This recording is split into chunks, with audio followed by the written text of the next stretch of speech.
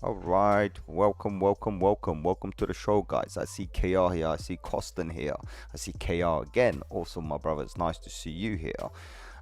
Today's video is going to be slightly different, okay? Because of course you're probably seeing other social medias. You're probably seeing so many different influencers and everyone getting all bullish and all hyped out. Look, BTC did this, BTC did that. Look, Ethereum is doing this, Ethereum is doing that.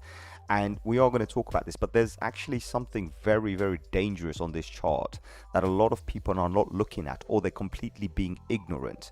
And this is what I want to show you, right? So before I get into this, let me just show you, for example, some of the other charts that we're talking about. For example, you'll see a lot of guys talking about how this particular chart, Ethereum versus BTC, the dominance, how we've come back here, this is a W and everything. You'll see so much, guys. You'll see so much, and it's fine. I don't have a problem with actually people showing you this cup and handle or anything like this. Yes, all of this data is on the chart, undeniable that this is a blatant cup and handle forming here on the BTC versus Ethereum. Okay, so we have this pattern here. It's all super bullish, right? We know, but there are more things here that you have to understand that could change the game. Today is the last day of November, and in a bull market we have seen Novembers to be quite explosive. But on this particular one, and I've mentioned to you as well, I said, look, even it's not all Novembers or anything, but this particular one has been pretty bullish. So far so good. We see Ethereum pumping up, we see other coins also pumping up. Absolutely awesome, no issues at all. We see some altcoins dumping, some pumping. Market looks pretty good. Ethereum up 8%. All of this stuff, everything looks good. Don't get me wrong when what I'm about to tell you right now. Don't get me wrong at all. Yes, we see some coins pumping, right? Even SHIB, for example, we will talk about it. Luna, I think it's just hit its all-time high. We will talk about this. But there's one thing in these charts that people are missing out. So before we go there, let's have a look at fear and greed. Okay, let's just refresh just to see what's going on. 40, okay, fine. We're still fearful, but getting greedier. Happy days. Look at the bubbles. We can see who's pumping and who's not. Awesome. So all of this data is great. And we've just hit 15,005 cryptocurrencies. Yeah, 15,000. We've just hit that number. So again, everything looking awesome. I'm not complaining at all, right? I'm looking at these datas. Massive discounts still available on majority of these coins. No harm at all. And I want to come back to this BTC now. And this is all about BTC. Because BTC will either make you or wreck you because of who it is and where it stands right now and what the dominance is for this entire market. BTC dominance is a very powerful tool. I've told you this before as well. I said Ethereum and BTC, these two dominants here, 41% and 21%, very dangerous for the market. Very dangerous for the market. We need this dominance to calm down if we want to see altcoins pump even further. We also need this guy to also come down. I mean, just look at this dominance, how it's rising. When you see this, you also see a cup forming here. You see a blatant cup forming here. It's all great. But when we go back to BTC, we can see the longest amount of data on this one specific chart, and this is on a weekly. Now I'm going to switch this off. And what you see is when these things go parabolic is pretty much when the market starts to end. Okay, so now we've been looking at this on a daily basis. Like, in this channel we always look at this on a daily basis. Also, guys, if you're new to the channels, hit that subscribe, hit that like button, share with one other, hit that notification and press all. At least that way you'll get these content come to you. When the market's being noisy, I'm going to try and cut the noise for you. That's what I'm trying to do here right now, because there's so much good news, but that's going to cloud your judgment. And I want you guys to understand what this market is and what it is doing right now and what everything else means for us, especially this. You know how much of a fan I am about this. And I need to get deeper into this. Forget the stochastic RSI for now. We don't need any of this stuff. But what we need is this data here to confirm and to tell you what's going on right now. We're at the end. Today's the last day of November. And when we're looking at this on a weekly, yes, we're below the line.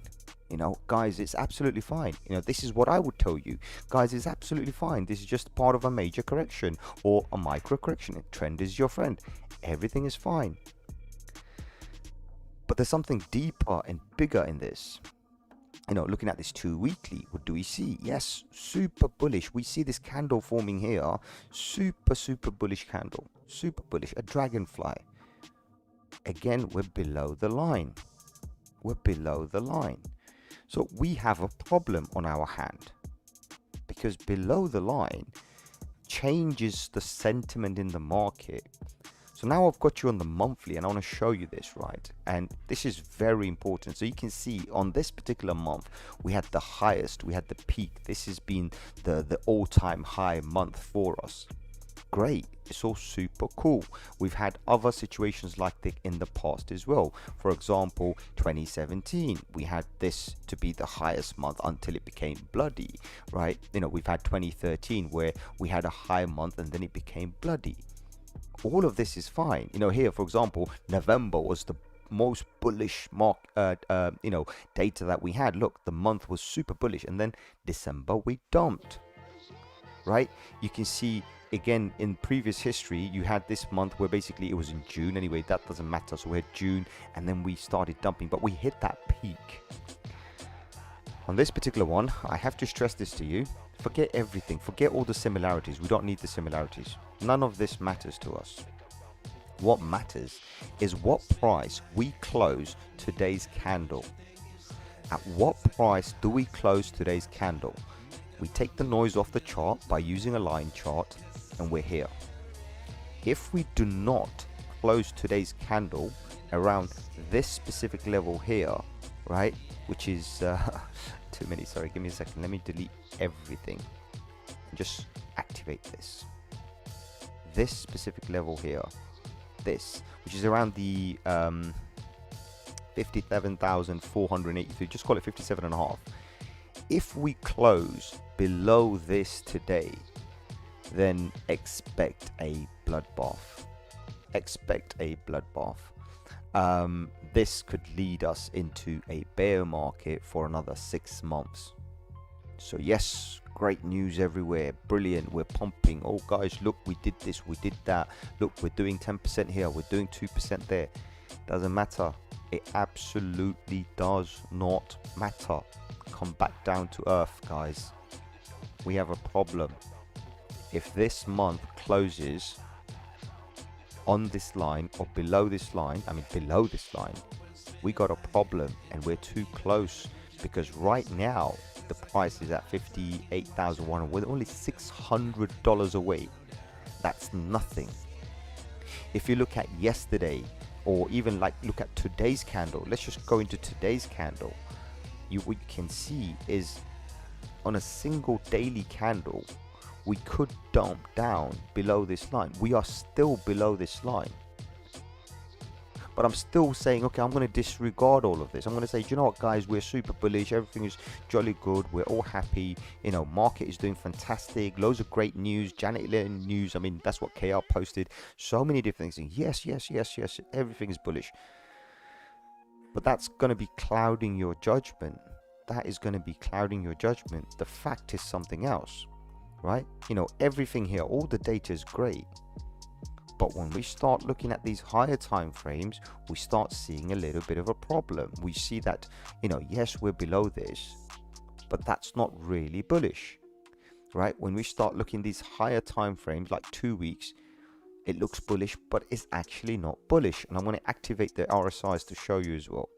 Also, looking at this, we can see we are actually not that bullish. We need to make sure this month, whatever happens, does not fall below this line. If it does, there could be a bearish start to a bearish month, and history definitely won't repeat itself. Because I know so many people are like, guys, December month traditionally, yes, but traditionally our lengths have also been increasing. That means if we had a bull market end in December, we could now have a bull market end in November, or maybe even in January, or maybe February. We can have these kind of a irregularity, right? Because it doesn't have to stay the same. It doesn't have to finish on a specific month. For me, this is very important. This is why I actually posted the thumbnail in the morning. I said, guys, we're in danger. We are not out of danger. We are absolutely not out of danger. So what I'm going to do, I'm going to bring my old chart back, because I did delete it, which, let's see what happens. Let's try and bring this back, because there is a line that I specifically mentioned to you guys. I said, yeah, so if this line, so I'm going to bring this back to the daily just to kind of show you what I'm talking about. And also I'm going to deactivate this, because we don't really need this. All right, and I want to show you this, right? So here we go. So you see this particular area here. Yes, we're here, we're bouncing around, we're in this wedge, absolutely fine, we're holding support. Everything is jolly for the short period, but for the long period we are still down here.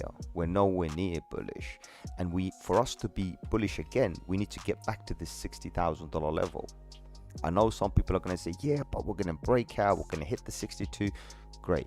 Listen, we can go up to the moon, and I'm great with that. I'm grateful. If BTC gives me a 62, 63, 64k BTC right now, I'm grateful. I'm going to take it. But I also have to make sure that my judgment is not clouded. I don't really, fall into the hype. I'm grounded, and I see what this is showing. I know some guys are probably leaving the stream because they feel that, I'm just being bearish or something like that. It's fine. I'm not being bearish. I'm just trying to give you this hardcore fact that this monthly candle cannot fall below, what was it? The 57,500. If it does, it's got a problem.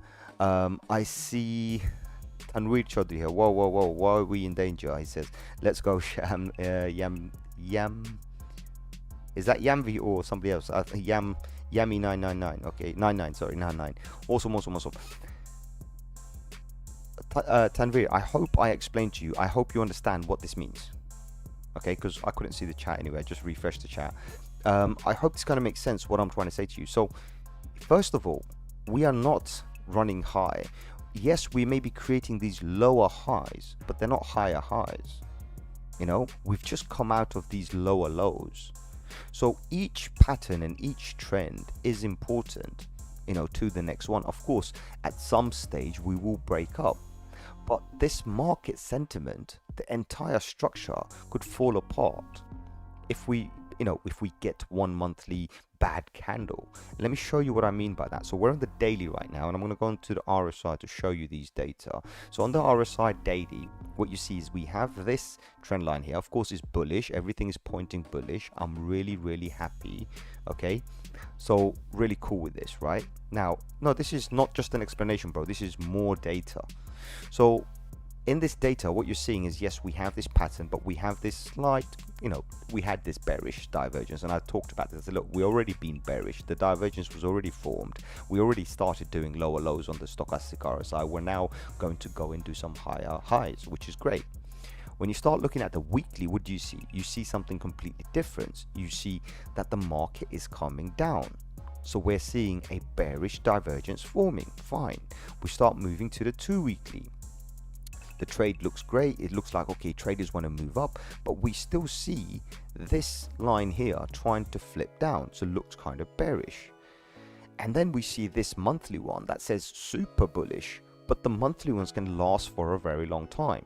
Now, looking at all of this, we want to see how this has been acting so far. So let me get rid of this.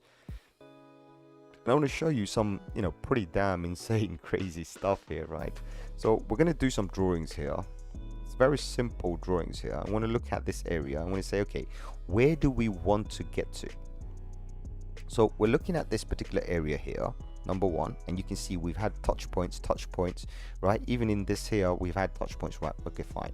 We also see this zone here, kind of acting like a little support resistance zone. So you have touch point here. So we're going back to history. You see how these areas are touching? So we know this is a specific zone what we need to pray, and this could, like, today's the last day of the month, this line will close today. We need to pray this line does not fall below this. If this line, for whatever reason, falls below this, we're in trouble, guys. We're in absolute trouble. So this area here, 66.9, just call it 67, whatever you want to call it. If it falls below this, you're in trouble. Absolute, complete trouble.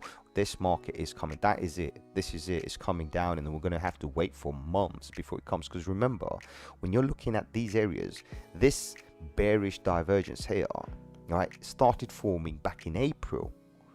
Again, remember, until the month is ended, we don't know this. Like, we can look at the daily stuff, which is easy, but when you're looking at monthly, can you see this April? Since April, we've had this bearish divergence until June. Then it started showing a bit bullish, and it got above this resistance line, which is fine, but it got rejected here in October. I mean, just look at that. It got rejected in October, not November, October. So since October, it's been bearish. It's actually been bearish since October. So that's what I'm looking at, and I'm saying, okay, so what does all of this mean? If I was to go back to BTC, right, on a monthly, what does all of this mean for us? And it basically means one thing, that you gotta, or we gotta, all of us, every one of us, we need to pray that we stay above this one line. You know, I mean, the line looks like, yeah, it's around here, the 57k. So we need to make sure that the RSI, sorry, not stochastic, the RSI does not drop below that 66.7, just call it 67.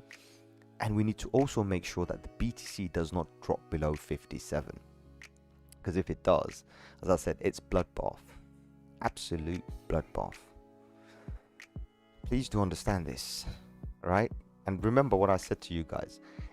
Us lot being here doesn't change anything. Of course, we have created a price high, but remember, these fib lines, I mentioned it yesterday, we did not break above them to come back and confirm these fib lines. So we still got a long way to go, if that makes any sense. This is the biggest warning I wanted to give to you guys. And of course, last night, I also warned everybody. I said, guys, the market doesn't look healthy. Don't open your trade. So I gave the traders warning. I said, don't trade. And you saw yesterday, we did bleed out a little bit. Market was very shaky. Of course, it's coming back now. That's a different story. You know, it's coming back now. It's a different story. Everyone's getting all super bullish. Happy days. Also, a few people are mentioning about, you know, other patterns on the chart. For me, I personally only see one specific pattern. I know people are talking about head and shoulders and this and that and this or whatever, right? Actually, let me delete this. So they're talking about all sorts of other patterns on the chart. Yes, so great. We all see patterns, many patterns, right? But not all patterns are guaranteed and confirmed. Now, there's a pattern that a lot of people are talking about, which is like literally taking it from here and saying this is a head and shoulders or whatever. But honestly, to me, everything's a head and shoulders. When you look here, it's a head and shoulders. When you look here, if it's not confirmed, it doesn't make any difference. You know, yes, the market's coming back, but when it does come back, we need to make sure this market comes back to this particular level, 59,861, call it 60,000, it doesn't matter. It needs to come back here. Of course, that might then say it is head and shoulders. For example, when we start looking at this, we can see this pattern here, which is fine. Okay, we can accept that, but only as long as we're still moving up and we still have this particular invalidation point to invalidate and then move back up again. You know, so far so good. Just be careful, just watch out, don't fall into the hype. That's all I'm going to say. This video was not for anything else. I see him here. Also, my brother, nice to see you. But that's all I wanted to say, guys. Please do understand that where we are right now is a critical point in time. Anything could happen. If you're not careful, you are going to get caught out. Okay. Currently, for example, we can see this 55k. If we did dump back to this 55k, that's not a good thing for us, right? I'm telling you, this is not a good thing for us. And also on the top side, right, if we did start pushing back upwards, right, what can we expect? So for example, we're here right now. If we use this specific data here, yes, we can see a 61k on the upside, but Personally, I don't care about 61k. I don't care about anything.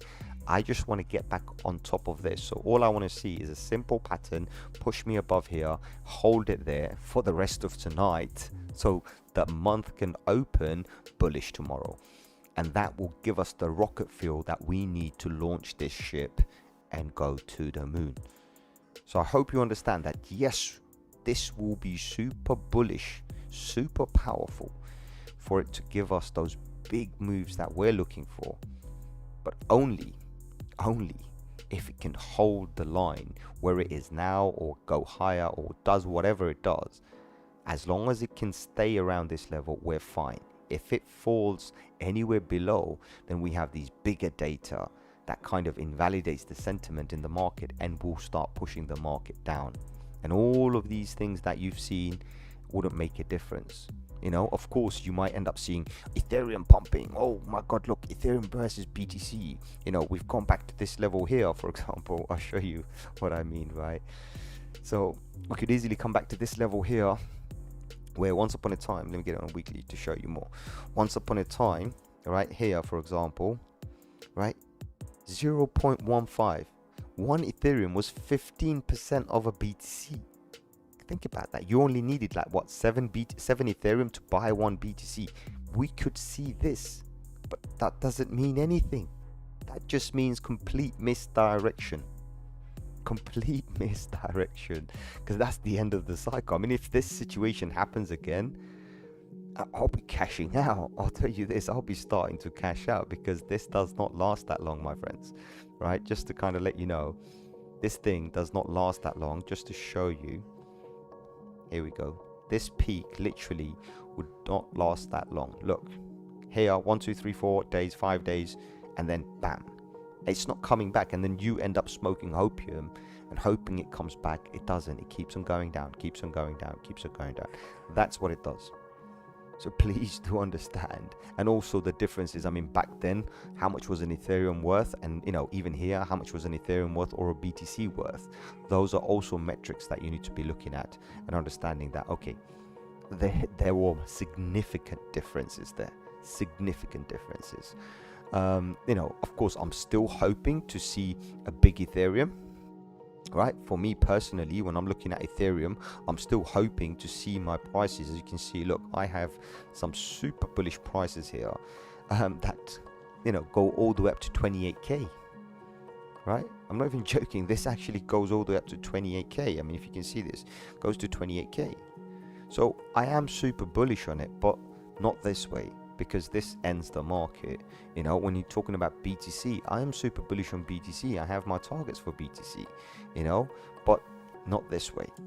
You know, the targets are targets, but not this way. That's all I wanted to say, basically. You know, you can see that I have these greater targets here, massive targets, you know, all the way up to, what was it? I'll show you, all the way up to $228,000.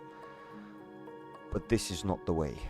This is absolutely not the way to do it. Okay, and this month, tomorrow, tonight, in fact, tonight midnight, the candle is very important. You know, if it starts bleeding out, we got a problem on our hands. You know, so that's what I wanted to tell you guys. Other than that, like, share, subscribe. I hope to catch you on another one very soon. If you haven't subscribed already, hit that subscribe button, join the Discord. I know I'm the bringer of a little bit of a bad news, but I want you guys to be calm, be collected, understand the market, don't fall for the noise, you know, and see what it's doing, because it's not over. And this is not a new chart. This is a very old chart. Let me see who just messaged me. Sold 85% back to BUSD. Let my 15 stand the line. I've got electrical bills to carry out. Raymond Stubborn. Awesome, bro. Awesome. Yeah, I mean, look, you know, you can buy and sell this market the whole time. Obviously, as I've mentioned before as well, decide what you want to do, what your strategy is, you know, what your plans are. Are you in it for now, or are you in it for a little bit later? You know, what's your strategy? That's the important thing, right? You know, are you in crypto for, you know, short term, just to make a little bit of change? You could do that at any price. You know, I know a lot of traders who literally just trade all day long and they make a whole bunch of money there. That's absolutely fine. That's because you're a trader. Um, but if you are, you know, not trading and you're doing other stuff, right? Then, you know, if you're a hodler, you hodl. Do you know what I mean? You've got no issues, right? But what I'm trying to say, the warning I'm trying to give here is, guys, if you look at this data, and we do have a situation here where if you look at these monthly, especially, sorry, let me bring on monthly, right? You can see that this month, even though it's a higher low, it's not going to be great for the bigger perspective of thing. And remember, most of the institutions and everybody, they're already thinking about exiting around January, and I'll explain why. January we see a dump anyway because of tax reasons and this and that, tax purposes, so we do see a massive dump. Raymond says, I'm a 15% holder. Awesome, bro. Hodler. Awesome. Alpha Ping GmbH. Interesting to show people also the correlation between tether printing and crypto prices. Of course, I mean,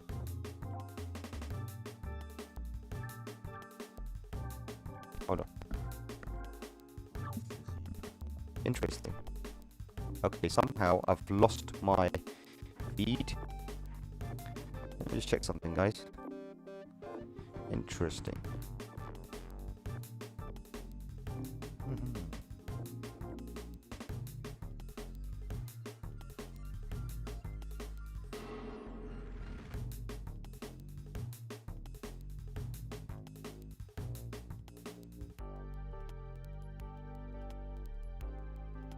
Alright guys, I have no idea what just happened.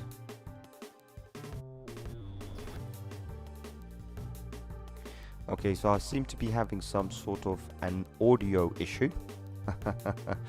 Something happened to my headphone, I have no idea, but I'll fix that and sort it out later. But other than that, listen, as I said, it's great. If you're a hodler, you're a hodler. I mean, for me, I'm a 95% hodler. It's Alpha Ping GMB, then check crypto price pumps. I mean, look, price pumps are one thing. I don't look at price pumps. Price pumps are nothing to do with how the market works. For example, when you're talking about tether printing and this and that, right, we can actually check. Oh, sorry, this is the wrong one. Give me a second. Here we go. So this is the tether itself, right? This is the tether printing itself, right? So I am tracking the tether as well. It doesn't make much of a difference because the problem is with tether, you see, one of the things is, again, this is a common misconception with tether. When we see tether being printed, necessarily it doesn't have to be printed with BTC or any crypto. Tether can actually print by just sending your fiat, right? So you do have to understand how this whole tether situation works, right? When we are looking at tether, let me put the line chart on, that will make it easier for you. So this is a line chart, right? Tether can print infinitely as long as people are still pumping their GBP or USDT or whatever in, right? So please do understand. Like you, my brother, GmbH, same, I'm a hodler. I'm 100% hodler. In fact, I'm 99.9% invested in crypto, and I hodl most of my BTC. Of course, I dump most of the shitcoins. Shitcoins are for making money. That's what I do with shitcoins. But just to kind of reiterate on this, because of course it's a great subject you picked up, but I just want to clarify something on this, right? For tether to be printed, you do not need crypto. That's something a lot of people misunderstand. Tether can be printed infinitely. USDC, for example, here, USDC, look, USDC could be printed infinitely provided you have a one-to-one dollar backing. Right, so if somebody decides to put $100 trillion worth of USD in a bank and say, well, give me some tether, you can print $1 trillion worth of tether. It doesn't change anything. Okay, so please do understand this. Printing tether or another, it doesn't make any difference. Tether will never vanish as long as we have retail and as long as we have a demand for people to buy with tether, just like money. You know, this is also an inflationary infinite supply. It's a freaking printing machine, right? So, you know, of course there are some level of backing in there, but please do understand this. You know, none of this makes any sense, so there's no point. What we do look at is when we are looking at, for example, this specific metric here, we can observe how much more, you know, if they are positive or negative.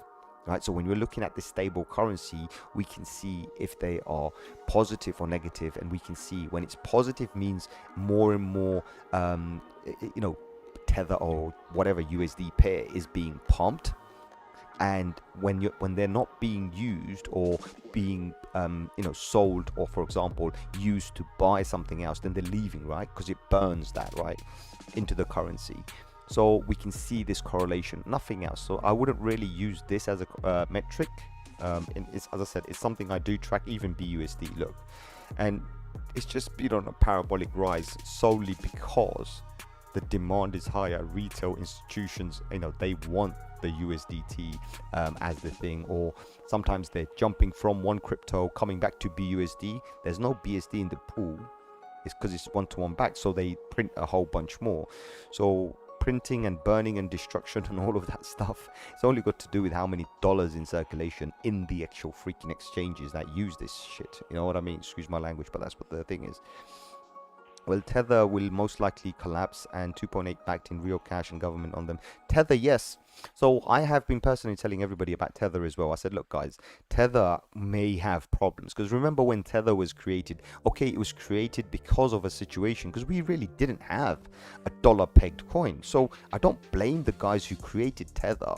But of course, they're not backed by anything. I don't really trust them myself, right? I've been telling people that USDC is a lot more regulated. It's a coin that if you want to stay in the legal status, use USDT. I would prefer having my, say in the bear market, if I was to have a portfolio of USDC, you know, I'll feel safe compared to USDT, because that could collapse any second, right? In fact, I'm more bullish on USDT right now, or TUSD, whatever they call it, right? You know, the Luna Terra USD. I'm super bullish on Terra USD. In fact, recently they sent, I think the SEC sent a message out to all the USD pegs on the planet except Terra USD. So that just says, like, you know, yes, it's decentralized, and of course it is backed, because it's backed with your Luna, and once it comes into creation, it stays there. That peg doesn't really go away, and it creates more value. So I do like Terra USD. That's something I am quite keen on. I would love to see more adoption in exchanges for it, of course, but currently, as I don't have much choice, I usually hold on USDC. And if I'm to do some trades or whatever, then I'll do a quick flip on USDT, right? And also I like USDT for one other reason, because it's on some other networks like Harmony, Tron, and this and that, and the fees are really ridiculously low. So for me, when I'm moving funds, it does serve a purpose. I am doing this, but again, I don't think it's going to be there forever. It's going to be replaced by something else, you know, something more central, more governed, you know what I mean? Because of course the government want control over it, right? That's the conspiracy, but that's what's going to happen. You know, if they can print as much money as they want in the Federal Reserve, then they also want to control how much Tether they can print in the digital world as well, probably, you know. So I mean, for me, Tether's always been the biggest scam out there, but it's a means to an end, so I won't sit on it, but I will use it from one side to another. Raymond says, if Tether collapses, what then? Describe the landscape. It doesn't change anything. If Tether collapses, I'll tell you what's going to happen. USDC is going to just take over. Tether is nothing. Tether, even today, if Tether goes to zero, people who hold Tether are the ones who lose money. Tether doesn't change anything in the market. Tether is a means to an end. So when people see that Tether's not good, they'll dump it. They'll stop using Tether. They'll move into USDC. Do you know what I mean? And I'm sure a lot of people, we can already see this, by the way. A lot of people already are trusting USDC and are using USDC, which is why we see this growth, rapid growth in USDC. Whereas in Tether, we are seeing where, you know, there has been dips in the history. I mean, whatever history I've got here, you can see there has been dips, and it is going to start dipping down faster and faster once basically those other currencies start taking place. I'm sure also, I don't know guys if you can hear me properly. I hope the laptop microphone is working and you can hear me, so that should be really cool. But other than that, this headphone right now,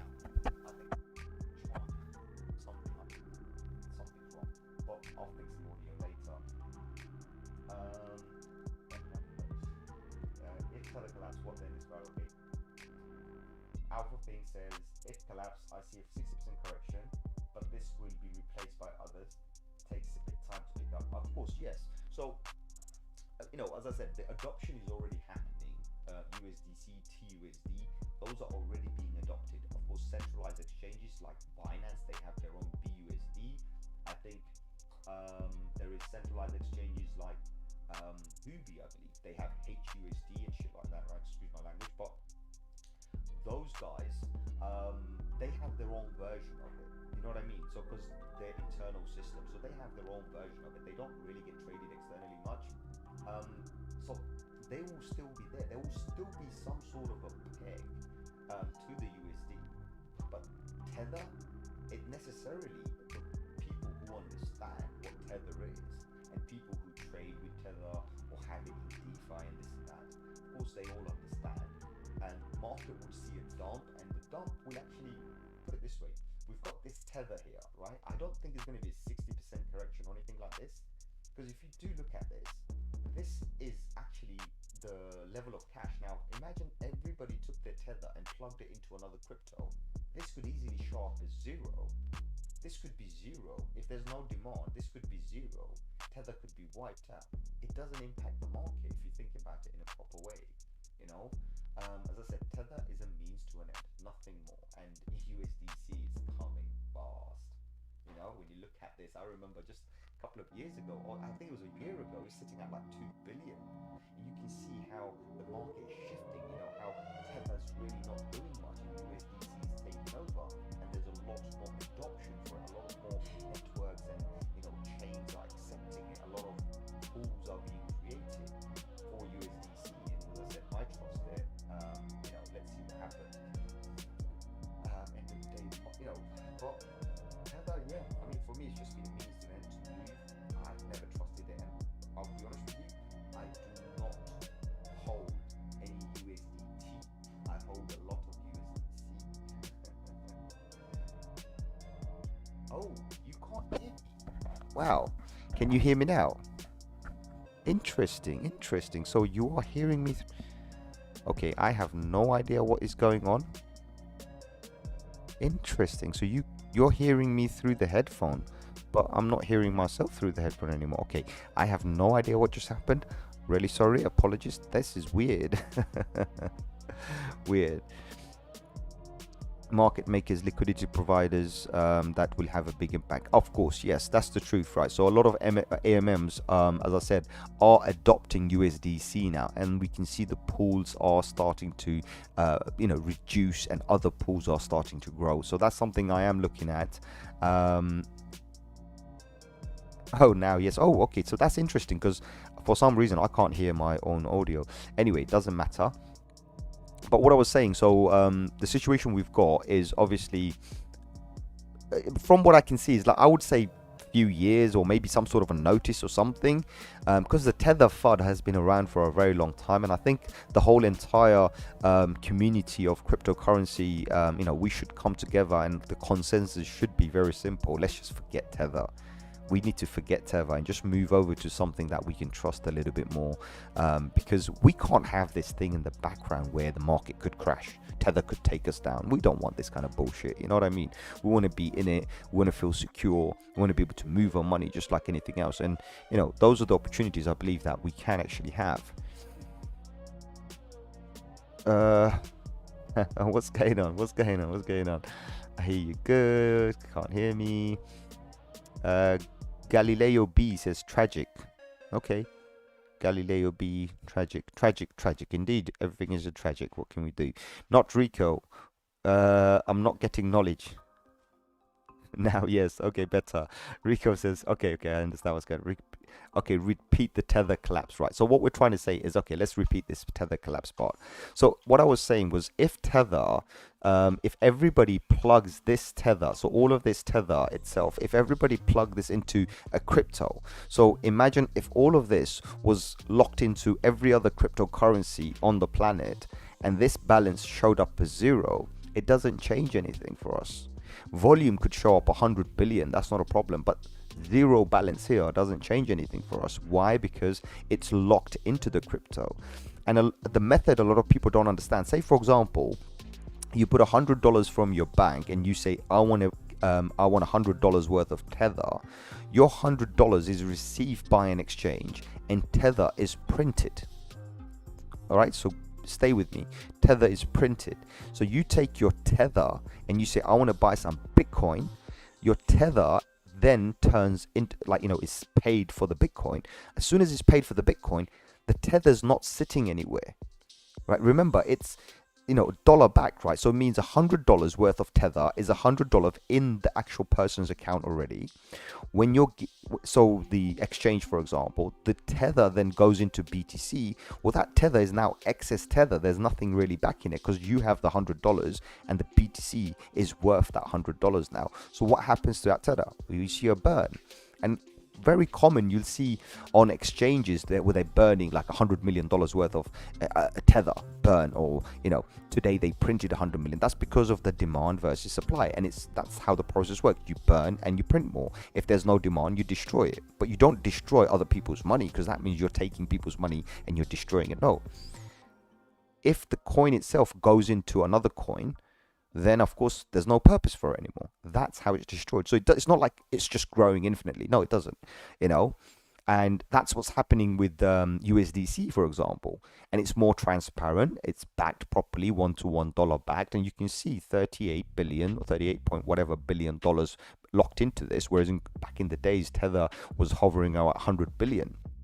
So it is taking over the Tether market cap, and hopefully we can all have a consensus and actually, as I said earlier on, replace Tether and feel safer, because I wouldn't leave my money on Tether, that's for sure. Repeat again, the Tether collapse. Rico says, financial cartel is sabotaging you. Yes, Tether doesn't matter. I'm just pissed that their collapse will delay adoption based on trust issues. Yes, absolutely, bro. This issue is more that Tether moves the new prints to Bitfinex. Some people, same people as Tether and FX to create pumps. Yes, so originally when they started doing it, as I said, it was a means to an end.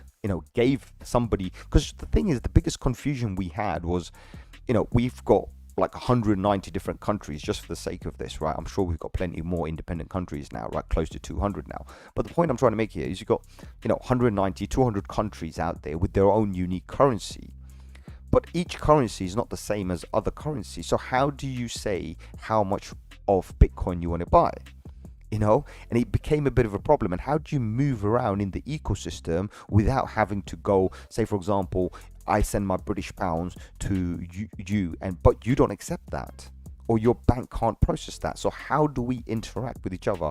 And that's what it was created. I mean, it was a great idea. Look, I'm not going to blame the guys. It was a great idea, a little bit shady, but great idea.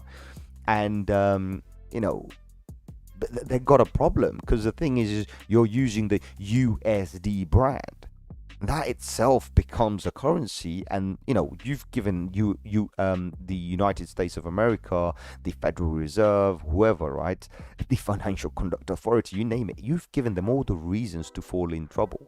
Do you know what I mean? Because you're not really backed up. But we do have a solution, and that solution is going to be starting to push us back up again. So yeah, Tether is for the time being 75 billion. If that turned down to zero by tomorrow, 70% of me is gone in a collapse. Everything is gone. Raymond, but that's the thing. You shouldn't be holding in Tether. If you can avoid Tether, avoid it. Because we do have a solution. I mean, years ago, we had no choice, bro. I'll be honest with you. We had absolutely zero choice except to use Tether, right? We had no choice. Now we have USDC, which we can use. And we do know it's backed one-to-one, so we can use this. We have Terra USD, we can use this. We even have coins like, as I said, HUSD from Huobi, and we have BUSD from Binance. If you are staying in their exchanges, you can even use those, you know what I mean? But the best choice, I believe, as a decentralized way, well, it's not decentralized, but the best thing that adoption is happening faster is the USDC coin. This is why I would happily put it into USDC and then stake it on a protocol or use it on an AMM or whatever, right? So I'll be yield farming with USD coin rather than Tether, just so I don't take the risk. Do you know what I mean? Alpha says, funny is just that Bitcoin was created based on Lehman collapse and bailouts. Now we have Tether, crypto, Lehman version. Angry that it would delay retail trust. Of course, but actually there is so what you said there, Bitcoin was not created for Lehman Brothers actually. So this is a little bit of correction I have to give to you. Lehman Brothers happened back in 2008 financial or 2009 financial crisis, right? And Bitcoin was released during that time, but there has been evidence found that Bitcoin itself, and there's a lot of data, you can actually search the internet and find this as well. There's a lot of information out there talking about how the actual concept of a Bitcoin was actually being talked about since 1955. A digital version of a trustless money was actually spoken about by some professor in, I believe it was in Cornell University, back in 1955. The conversation carried on all the way into the 90s. They even had a few versions like the e-money, the e-gold, or whatever they had, right? So they actually had a few versions of Bitcoin, but of course not as secure as this one is. And there are rumors and all sorts of other conspiracies, but ultimately it's not the first version. You know, so it wasn't created for the Lehman Brothers. It just happened to be launched around that time. January the 3rd, 2009 was when it was launched. Okay, and it was the perfect timing. It was the entry, you know, into the market that was perfect.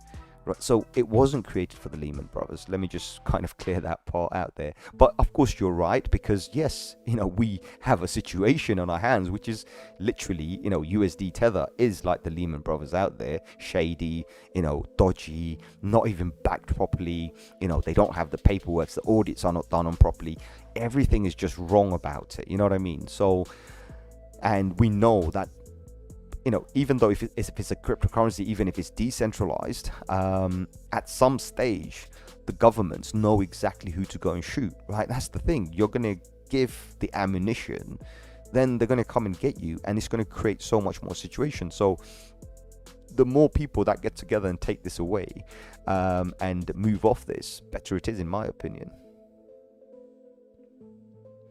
Of course. No, awesome. Thank you. He says, yes, I do know, not Lehman, but the analogy is funny. Of course, the analogy is absolutely funny. I'd go for the Tether before SHIB 7 days a week without USDT, no KuCoin. No, KuCoin, I'm sure KuCoin has some sort of a USDC pair. 1 second, let me just quickly check. I'm sure they should have a USDC pair. Give me a second, sorry, let me just check. Let's see if they have anything.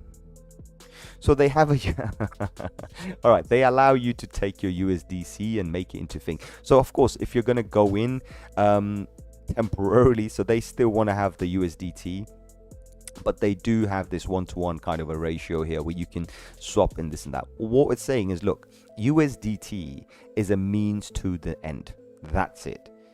So yes, I still use USDT. So I use USDT for literally everything, but I would not save in USDT. If I'm supposed to hold it, I would prefer holding it in USDC. So they do have a pair you can actually swap and do. So if you are going to be holding USDT, I would suggest hold USDC instead. It's a lot safer because of all the regulatory situation we're having. Of course, if we didn't have any of this nonsense, we didn't have all the institutions or all these other SEC and, you know, FCA or whatever nonsense coming to us, then I don't see a problem with Tether. But I'm seeing that we are going to be regulated. And if we are going to be regulated, we've got a problem coming to us. And that means Tether is going to have some serious issues. And I don't want to be a part of that FUD. Benjamin Magendans, sorry Benjamin, sorry if I butchered your name, Benjamin, anyway. Hi, what is your thought on BUSD, and thank you for all the insight, appreciated. Also, my brother, BUSD is created by Binance. It's basically same process as I said to you. When you send $100 worth of money, your fiat money, into Binance, you've obviously some of the coins you can buy directly with your fiat currency, with your USD, but sometimes you can't. Those are pegged, or they haven't created the pair basically. So because you can't buy directly with cash, they expect you to buy with BUSD. Now, the BUSD you're going to be buying, all they do, they accept that money and give you the equivalent in BUSD, nothing else.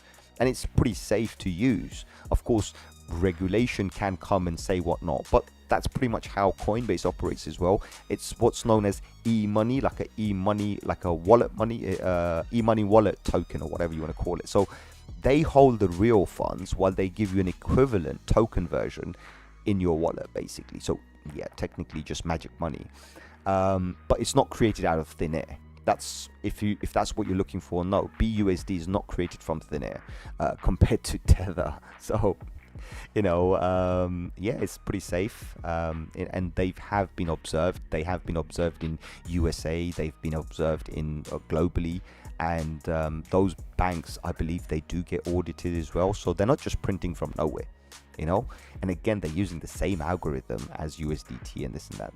But of course, other exchanges do not accept it. So that's the problem, you see. Exchanges will have to adopt the best version of a USD pair. That's all I'm going to say. They have to figure out a way to find something. But for that, we need the masses, we need the consensus, we need everybody to come together and say, guys, we are abolishing this particular one. We do not want this coin anymore because there's too much problems against this. And let's choose a coin that we can verify and feel safe in. Do you know what I mean? So that's what we're looking for, something just to stay safe in, nothing more. Regulation is good for mass adoption. Absolutely. Listen, we've been wanting mass adoption, and we know the price for that is regulation. Very simple. Mass adoption means regulation. We can't just expect all the institutions to come in, because an institution could be the biggest on the planet or whatever, multi-trillion dollars. Doesn't make any difference. It takes from us. Institutions take from the weak hands or poor hands or whatever you want to call it, right? Take from us, literally. That's what institutions do. But if we want to be decentralized and don't want the institutions to take from us, we need retail. And getting retail involved means financial conduct authorities, SEC, which is the Security Exchange and Commission, a few other spaghetti alphabet soup out there. But the point is they are going to come in and they will regulate this for us, and regulation means legality. By them regulating the cryptocurrency market, they give us the legal status. That's the reason why they're not doing it quite yet. They're taking their time, because the moment they say, well, yeah, you can do this because we've regulated it, Bitcoin's regulated, means it's legal. The moment they say Ethereum can be, you can do this, it's regulated, it's legal. It becomes a legal currency. And they don't want to give us that status yet. They will, but not yet. Benjamin says, thanks. No worries, my brother. Raymond says, I'll convert 99% of my stable into any state-backed crypto in a heartbeat. There's not going to be such thing as a state-backed crypto. The only current thing close enough is USDC. That's because of some of the deals that they have in New York. So it's something to do with New York, basically. Also Gemini dollar as well. I forgot Gemini dollar is also regulated in New York as well. But the point is that it's not about a cryptocurrency being backed by any government or anything like that. They'll never be. Put it this way, governments are never going to back anything, right? We are out of control. Cryptocurrency market's out of control. There's no way they can, stop us from doing because most of the codes, remember, are open source. All right, so they won't be able to stop us. But ultimately, they can have these regulatory measures in exchanges or people they can chase. Decentralized exchanges will be the wild, wild west. Put it this way, that's not going to change, okay? Anything decentralized is still going to stay decentralized. Nobody can control those. But centralized exchanges are where they're going to put barriers, like your ISP, your internet service provider. I mean, the internet is free for all, but your internet service provider puts a block on it, says you got to pay me to go through. So pretty similar. They're going to put, guards on the gateway. That's all it is, just guards, safeguards or whatever, right? Some sort of level of protection or something. So it's not going to necessarily be backed, but just safeguards there. And that brings in more and more retail. So most people, the 95% of the planet that we have remaining to enter crypto, they might feel safer to enter.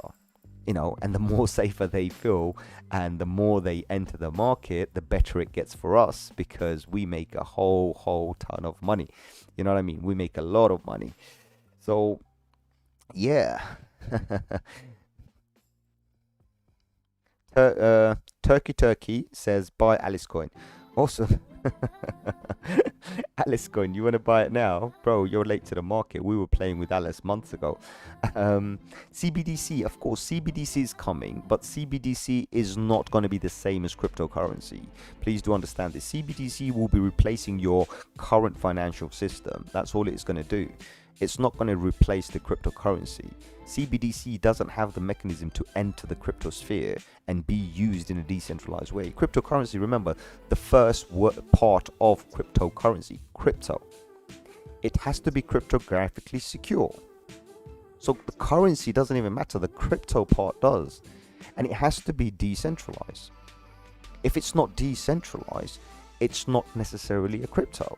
And of course, most of it, as I said, is open source. So majority of the people who enter the cryptocurrency, we don't need to call it a currency, but these tokenomics or tokenized economies, we enter these because they're decentralized, because they're distributed, and CBDCs will not be distributed, will not be decentralized.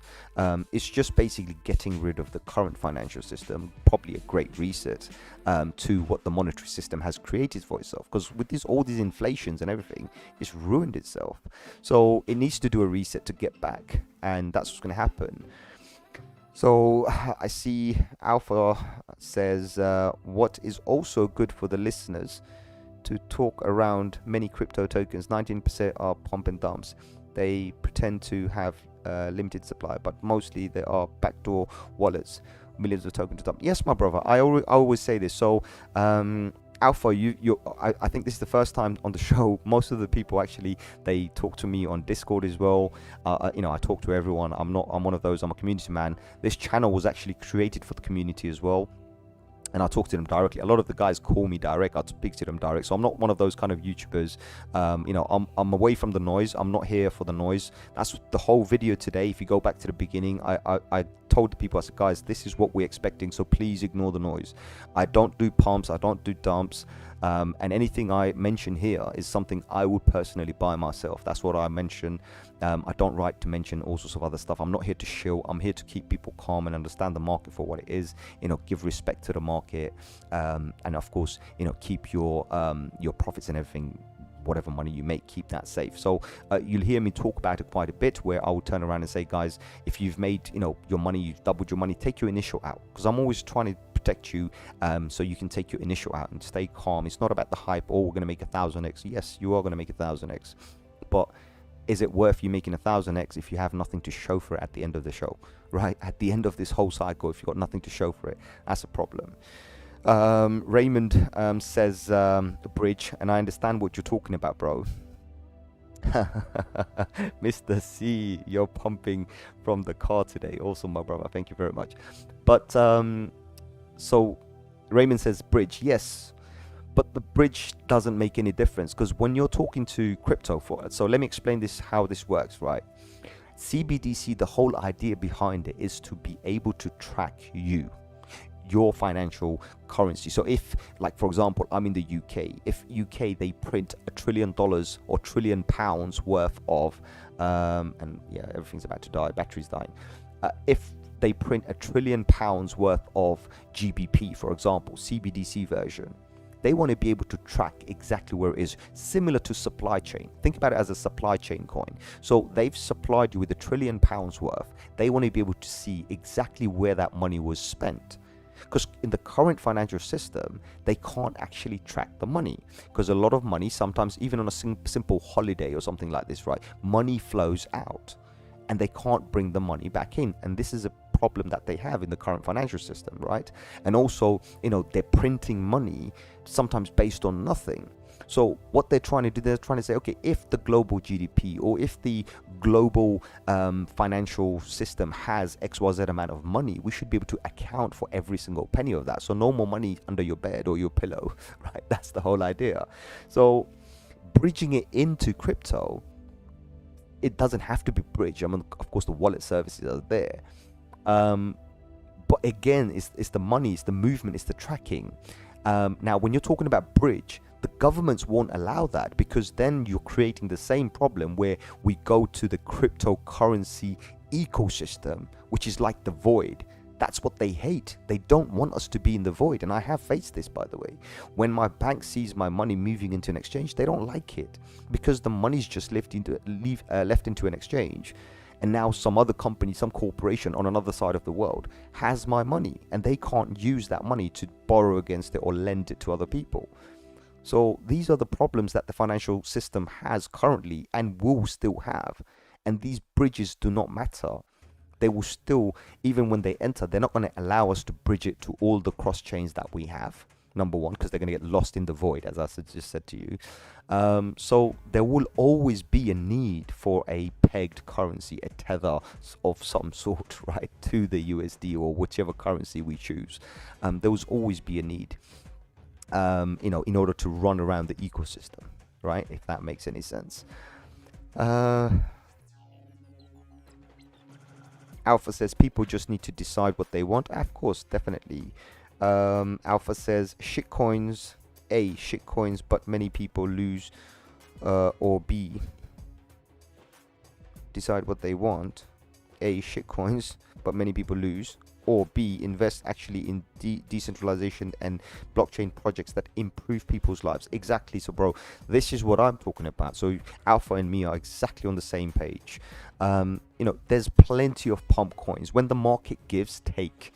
But don't marry the coin. Don't stick around, to come back and say, well, look, I've just made 100,000%. Okay, fine. And a lot of people have made these kind of gains, right? But don't fall for that thing. It's like, okay, I've made it. Take your money out. Take some money out. If you put $1,000 in there and your $1,000 is now worth $100,000, there's nothing wrong if you take your $1,000 out. You can then turn around and say, well, look, I took my $1,000 out. I still have $99,000 remaining. I'm a happy guy. There's no harm in that. And this is what the crypto does. It gives you those opportunities. But many times, and often I see this, right, where I've got people who've made a whole ton of money in actual shit coins, and then they didn't take it out and invest it into good decentralized projects and actual projects that will survive any season. Doesn't matter if we're in a bull season or a bear season. They don't invest that back into those, or they don't even take the cash out, for God's sake. I mean, just take it and treat yourself. Go and buy a lollipop. They don't even do that. And what happens? End of the cycle, you'll see them all miserable, all salty, and basically just staying away, and then like dissing the market. Oh yeah, I lost a lot of money. You never lost the money. You didn't take the money out. You made 100K, 1K into 100K. You should have took your 1K, if not take 2Ks, for God's sake. Then you can say, yeah, I've been in it, I made money. But you didn't, because you went from 1K to 100K, and then you lost the whole lot, 99% of it.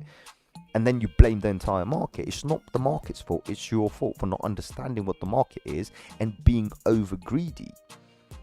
You think it's just going to take you to the moon in one day. No, some of us, and I believe Alpha's the same probably, because I realized he mentioned earlier on he accumulates. So based on that, I can say he's on the right path, because the thing is I talked about this the other day as well, where people are trying to short the market, people are trying to long the market and getting wrecked. And I see red candles and I'm excited. I'm like, whoa, I love the red, because the red makes me money, because I'm able to accumulate more and more coins. So while everybody's planning to make money while the market is dumping, I'm planning to accumulate more and make a bigger stash of my sats, right? And I've mentioned this the other day, and I said, I want a bigger portion of that 21 million coins. I'm investing in the top currencies, the top projects that I see. I'm investing in projects that I see the most amount of money is being plugged into, because I believe they will survive. So yeah, Albin is here. Awesome, Alvin. Nice to see you here. What do you think of the metaverse? Do you see it as the future? Yes, my brother. You think this COVID-19, and I'm going to probably get banned for saying this, right? I'll probably get a big warning for this. You think all this COVID-19 and everything is something that's just happened? Do you actually think this? I'm telling you this. I might be wrong. This is my conspiracy. I might be wrong. This is just the beginning. This is just the drill. This is the test. This is you just getting used to the idea, because we are moving to the metaverse. We are moving to the metaverse. That's where you're going to be living very soon. The metaverse. Maybe a decade, maybe 2 decades. Don't know. Maybe 50 years from now. But the point is this is where we're going. Over time, if you start looking at how technology has been evolving, how robotics and everything has been improving, we are having less and less need for manual labor, if that makes any sense. So when there's no manual labor needed, what do? I'll tell you what you do. You sit at home. Your government will pay you a basic income, whatever that is. They will pay you that to sit home while robots do the work. Right? And everybody makes a whole shit ton of money, and the poor really stay poor. So there'll be only 2 levels: ultra rich and nobody. So we're going to be part of 2 societies, and that's where the metaverse comes in, right? That's where we're going to be. People keep holding the bags of shitcoins, buy it and then sell it. Never in history of crypto a shitcoin stayed relevant. Exactly. Shitcoins are shitcoins. Thank God we have shitcoins. We make a lot of money. But usually the money is made within the first 24 hours, maybe within the first 6 months, if you're lucky, and then it's over. But take your initial investment out, take some profits out, move on, and if you have some left, fine, by all means. If it climbs up, it climbs up. You know what I mean? Because I always make sure I take my initial out, and then I take some 10%, 20% out, and then I'll leave the rest of it, let it do whatever. I don't care if it goes to the moon, good luck to me. I've still got some. Alpha says, I believe in metaverse, but waiting about 6 months to see the market more crystallize in which direction it goes. Too many players now, but no clear winner. Absolutely. Now, I like what you just said there, because that's something pretty much, again, what I've said as well. I said, look, the market is oversaturated with all these big players coming in. And I had an argument the other day. Well, not an argument. I was talking on YouTube the other day, about 4 or 5 videos ago. I actually spoke about this, and I said, metaverse, I see the future, but we know one thing that's going to happen. If we want to see somebody succeed, it's going to be the centralized one. It's going to be probably Facebook who's going to succeed anyway, because that's what the masses are going to use. Yes, we're going to have the number one in the decentralized community, but we don't have that yet. Everybody's just moving into the hype wagon right now, and I'm not happy to jump into that hype wagon. For me, if I am going into metaverse coins, I'm jumping in, I'm sniping it, I'm making the money, I'm getting the hell out, full stop. I'm not falling in love with it, I'm not going to marry it, there's not going to happen, full stop. Because I don't think the market's ready for what's about to happen. There's too much hype, absolutely too much hype. So yeah, I'm going to also give it time. I want to see who, secures that spot as the number one. Because just like cryptocurrency, we have BTC number 1, we have Ethereum number 2, or in fact, Ethereum is number 1. So check this out. BTC is the number 1 cryptocurrency because it's the market leader and the first ever there. Nothing saying it has to stay there. Ethereum is technically the biggest smart contract creation tool out there. So we'll call it a supercomputer until something else comes. We've got that. For NFTs, for example, Bored Apes or whatever you want to call them, some of the big boys out there, they've claimed that title. They've claimed that title, full stop. The Bebop or whatever, they've claimed that title. Leave them. Now we've got metaverses coming out. Again, we want to see who takes that title, who takes the crown. That's the one we want to pick. And doesn't matter what price it is, take the one that has the crown. That's where you're going to be, basically. And then obviously, if it has a competitor, we'll also look at that. But right now, every one of these shitcoins that are coming out is literally a shitcoin, because 99% of them are not going to survive. I'm just going to say this, right? They're not going to survive. So if you're making money, make your money, get the hell out, stay safe, stay secure. Also, my leg is hurting. Let's see what's going on here. I don't understand how there is a land bought digitally for millions. Well, it's a land. If you have a decentralized version of a game or something like this, and you've already fixed how many pixels, for example. Let's just do it pixels, right? So just for the sake of it, I've created a game. My game has a fixed supply of 100 million pixels. Then it's 100 million pixels, and it should be verifiable on the blockchain. That's 100 million pixels. Each pixel represents a piece of land, so I can sell 100 million of these land.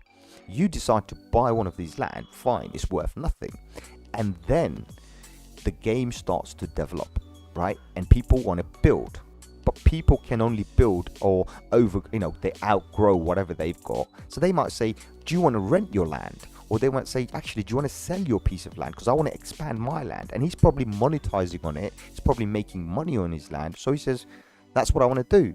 Your land could now be worth millions, and you can actually make a lot, right? So Raymond says, if you accumulate 10 billion USDT equals, what do you have? What do you mean? If you accumulate 10 billion USDT, what do you have? I'm confused, bro. That one, I'm confused, bro. Can you please say that one again? Because I am actually confused. What do you have? What do you mean? You have $10 billion, isn't it? If you have $10 billion, you have $10 billion. If you buy $10 billion worth of crypto, then you have $10 billion worth of crypto. If the price goes up, then good luck to you. You just made more. Because that's what it is, right? Your $10 billion worth of USDT should be worth $10 billion in USD or in any other currency. Because remember, that's what it's paid. $10 billion. So try and explain that to me. Many rich crypto people that want to play around instead of cash out many rich crypto people that want to play around instead of cash out and pay taxes. Okay, so Alpha just said something. I think he's pretty much saying basically a lot of people who want to play around in crypto don't actually come out, because that's what, again, it's a common problem. Too many people are just stuck on with this thing, or how am I going to pay my taxes, or how am I going to do this, how am I going to do that, right? So many people just always concerned about that. Listen, once you're in crypto, you can stay in crypto forever. Never come out and multiply your gains and do whatnot in crypto. Never ever come out. Crypto's on another league. You can stay in the ecosystem, and you can access it from anywhere in the world, or anywhere, as long as there's an internet service, right? And even if we don't have any internet here, well, guess what? If you have a connection to the satellites, well, guess what? We do have a Bitcoin node running up there. So again, you can connect to that. Carry on.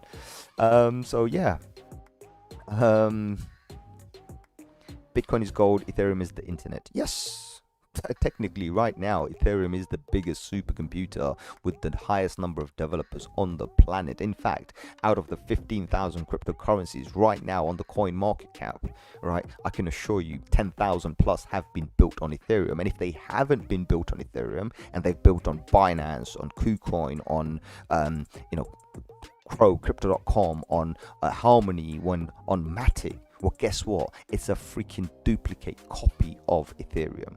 So yeah, that credit still goes back to Ethereum. I don't care how much the fees are, how cheap it is. Oh, it's another blockchain, it's independent. I don't care. It was copycat of Ethereum. So Ethereum takes the crown for that one. Raymond, MDS claps. Awesome. I'm not sure who you are, but awesome. Raymond says, okay, times 1 or times 0? Times 0, my brother. $1 should be worth $1. Of course, when you do a conversion, you're going to pay some fees. So if you have $10 billion worth of USDT, whatever your conversion fee is, like exchange fee, maybe you pay 0.5% or whatever. That's what it should be. But other than that, if you did have USDC, then your $1 conversion is 1. 1 equals 1. If you are in the USA and you have $10 billion in your bank account, or sorry, in your USDC, and you say, I want to convert that, they will give you exactly $10 billion back to you. Exactly $10 billion.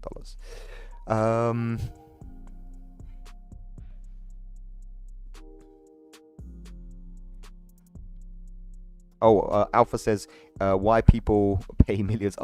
So you're answering for that. Of course, it's another way. Yeah, I mean, instead of paying millions of dollars of tax, you might as well buy some virtual land and just wait for it. But I hope my explanation also explained that the fact that you're making money, why not? Do you see another pump in e-gold very soon, says Albin? Okay, we'll check that. Ethereum will dominate because of decentralization and many big money moving on ETH. They don't care about $100 gas fees. Exactly, nobody cares about the $100 gas fees. You know, but Ethereum is still the king when it comes to moving big money, big DeFi. If you just look at the total value locked only on Ethereum, it will totally make sense to you. Big money is yield farming and doing some automatic market making and also for other stuff only on Ethereum. The big money is still sitting on Ethereum. So Albin asked me, do I see a pump on the market for e-gold? And yes, Albin, I definitely see a breakout situation happening very soon. As long as the market is still positive, we should see a breakout situation. And I'll give you a good example of this breakout situation. So remember how this pattern was forming here, and I told you that, look guys, we're going to come and we're going to do a massive power move. So you can see we did a massive power move as soon as we basically, you know, it was time for us to end. So you can see how we went from this line all the way to this level here. We did a nice little 40% pump in a single day. So the same situation is happening when you look at e-gold. You can see how this channel is now built. So when it finally does come, as long as the market's still positive, we should see these massive moves again. So is it over for e-gold? No. But ultimately, remember what I mentioned when we were down here. I said, look guys, this is only pumping because of the hype. You know, of course, hype up, come down a little bit, come and correct, and then move forward. You know, but I think the question you shouldn't be asking is, you should be asking is the market still solid? Forget about which coin's going to pump and which coin's not going to pump. That doesn't matter. Is this market going to be holding where it is right now? Is this market going to be going back to test the $3 trillion and then push towards this $3.3 trillion? Is this market going to continue forward? That is the key question right now. Okay, remember what I mentioned earlier on to start off the video. We should not close a candle, you know, below the 57,500. Look, it's, if you just look at this, you know, you can see that we are in danger right now, complete indecisive. You can see the wick here, you can see the top part of the wick here, you can see the bottom part of the wick here, and this is in the center or close enough to the center. You know, of course, bulls have more control over this, but bears have almost the same amount of control over this. This is the moment we decide whether we stay up or we stay down. This is why don't get excited with all the noise that you hear. So this is why I said today's video is a video about danger. Guys, I'm not going to carry on too long. I've got 1 minute, so I'm going to just quickly answer 1 or 2 questions, and then I'm going to shoot. Okay. So Raymond says US stock market is in the positive. False alarm then. US stock market is in the positive. US stock market can be negative in a second. You know, it's like when we had the what was it called? When we had the news about the Chromacon, whatever, the market took a dip, 1 day dip. We had the Evergrande market took a dip. Do you know what I mean? So US stock market doesn't take much to shake it out. Of course, if you're talking about it's in the positive, well, it's been overextended, and a correction is due, a massive crash is due for almost a decade now. So think about that, how much money has been going in. It's actually the US stock market being in the positive without a accurate and proper correction, right, is very, very dangerous. It's very dangerous, right?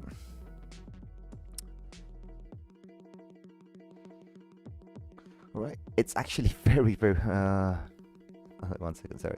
Yeah, so you can see it's very, very dangerous. What we need is a, you know, proper lovely little correction that will actually bring us back and say, okay, now we've corrected, we should be okay. Because if you look at all of this was good, right? When we did all of this, right, this was good. And, you know, it wasn't anything major. Let me get it on a weekly or something, see if I can get it on the weekly. Yes, I know, come on, I don't need any of this stuff. It's just trying to warn me, right? So this is the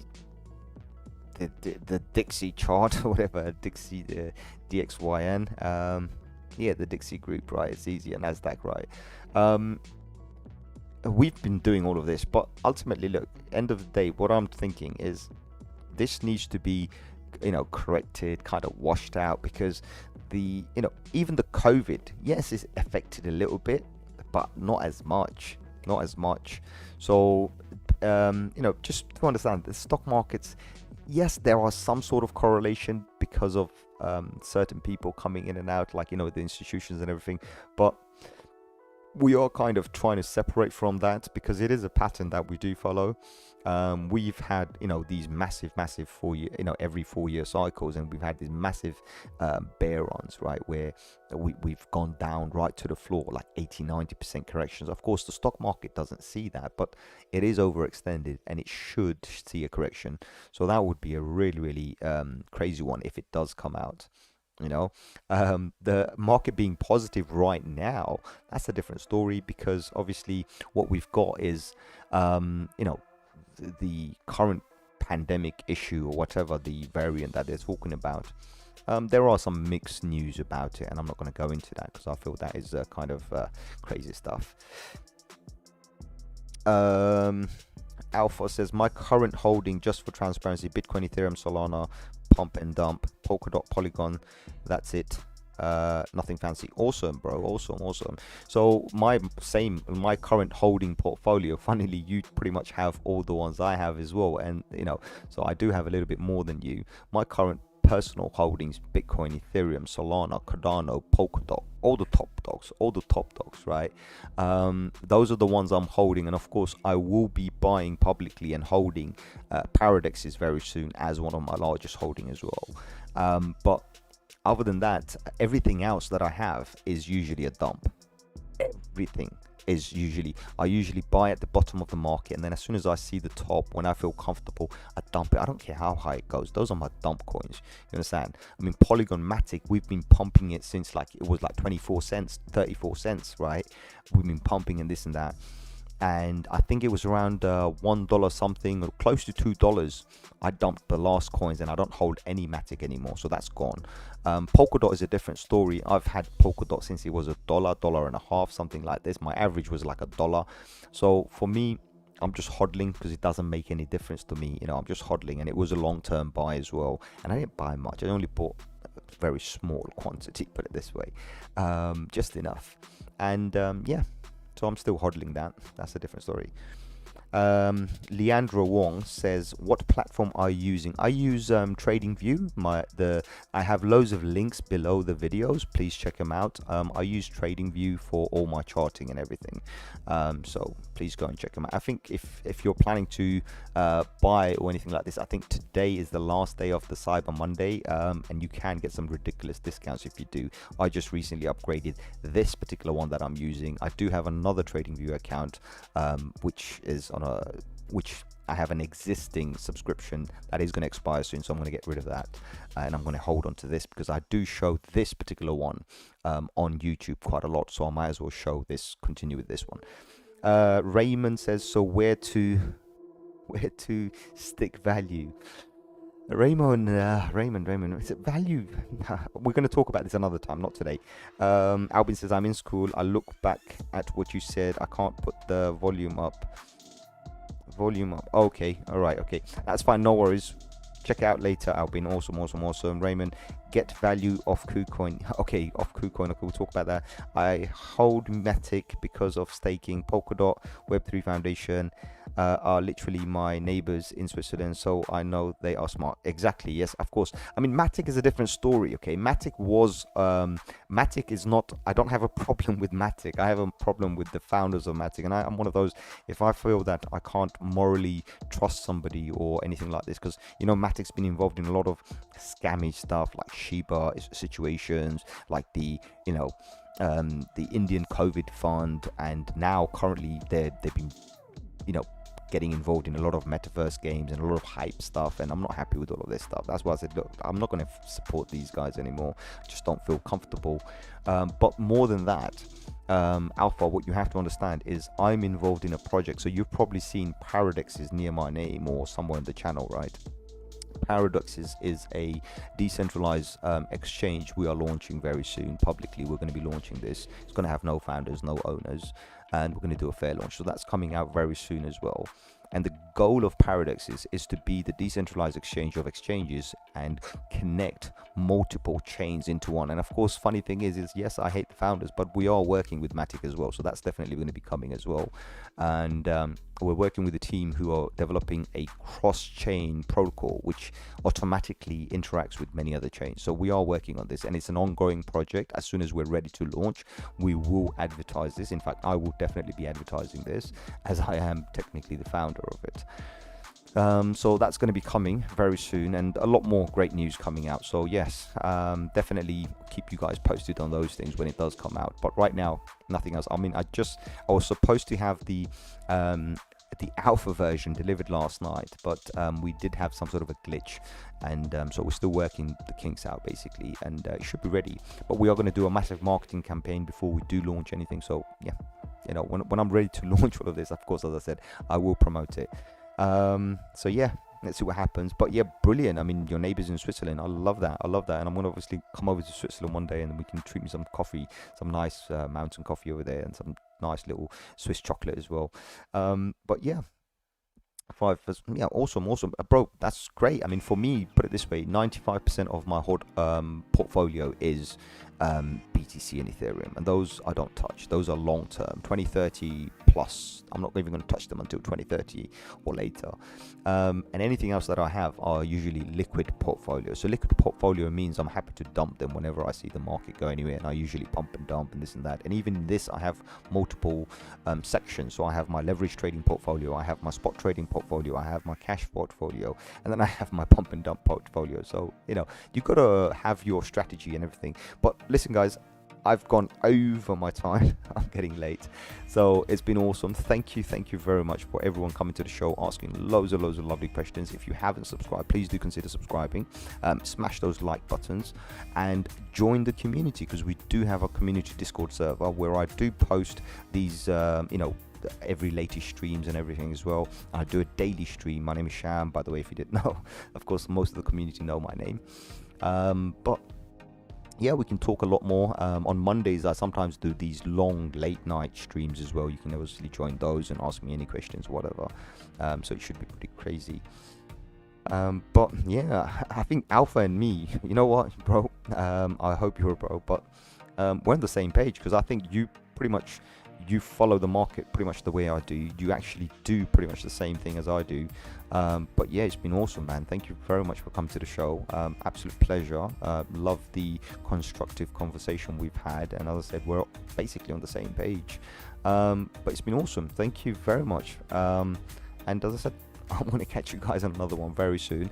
But tonight, remember guys, very important for us that we actually, one second, let me see if I can find it here.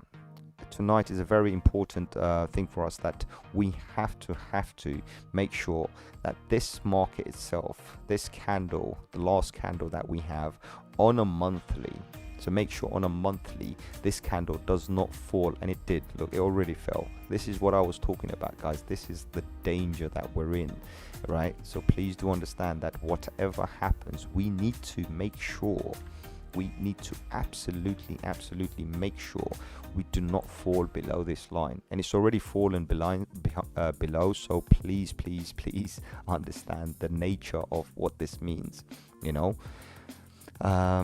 And yeah, I hope everybody stays safe and understands the warnings, and don't fall for the noise. Stay away from the noise. There's so much noise out there.